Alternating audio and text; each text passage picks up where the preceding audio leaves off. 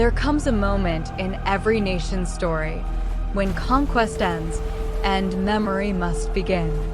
For Israel, that moment came under the leadership of Joshua, a man who had seen war, witnessed miracles, and now stood at the edge of his final days. The land had been taken. The battles had been fought. But the greatest danger was just beginning. Joshua was old, advanced in years, and with time comes clarity. He gathered the leaders of Israel, elders, judges, and officers, not to celebrate victory, but to issue a warning. Because Joshua understood something many nations forget. Winning a land is easier than keeping its identity.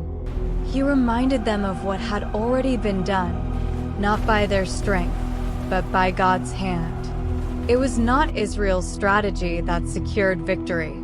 It was divine intervention. And yet, Joshua saw a threat rising, not from outside enemies, but from within. If you turn back and cling to the nations that remain among you, the danger was subtle. Not war, but compromise. The surrounding nations were still there, quiet, persistent, influential. Their cultures, their gods, their ways of life. Joshua warned them, do not intermarry. Do not adopt their practices. Do not even mention the names of their gods. Because influence does not arrive with noise. It seeps in, slowly, until identity is lost without a fight. And then came the consequence. If Israel turned away, the very nations they tolerated would become traps, snares, and thorns in their sides. Victory could reverse itself. Blessing could become burden. Joshua's message was clear. Faithfulness is not proven in war, but in peace. Then Joshua gathered all the tribes to a place called Shechem, a place rich with history, memory, and covenant. Here, he did something remarkable. He didn't begin with commands. He began with history. He retold the story of Israel, from Abraham beyond the river, to Egypt, to deliverance, to the wilderness, and finally, to the land they now possessed. Step by step, he revealed a pattern. It was God who called, God who delivered, God who fought, God who gave. Israel's story was never self-made. And then, after recounting everything, Joshua placed before them a choice. Choose this day whom you will serve. Not tomorrow. Not someday. Would they serve the gods of their ancestors? The gods of the nations around them? Or the God who brought them out of bondage? And then Joshua made his position unmistakably clear.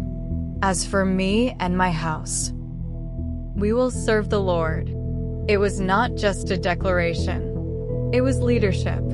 Because true leadership does not wait for consensus.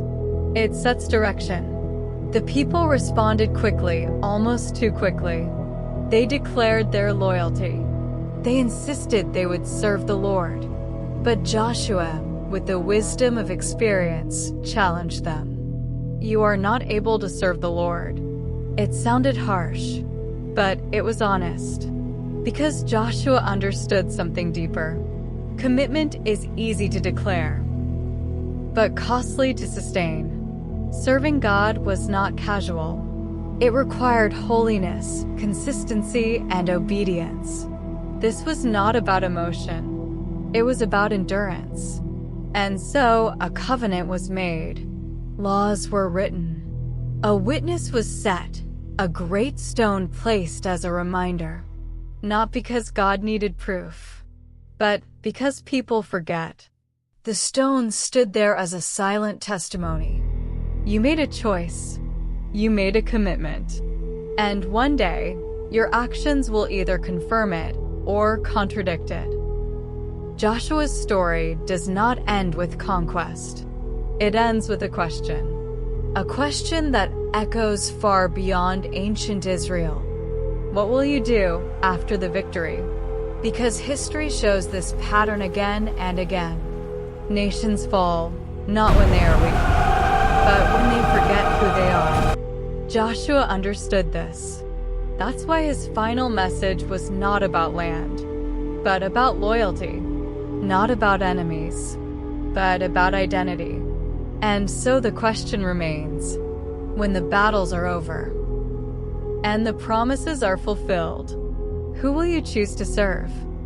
Did you enjoy the story? Please subscribe to our YouTube channel.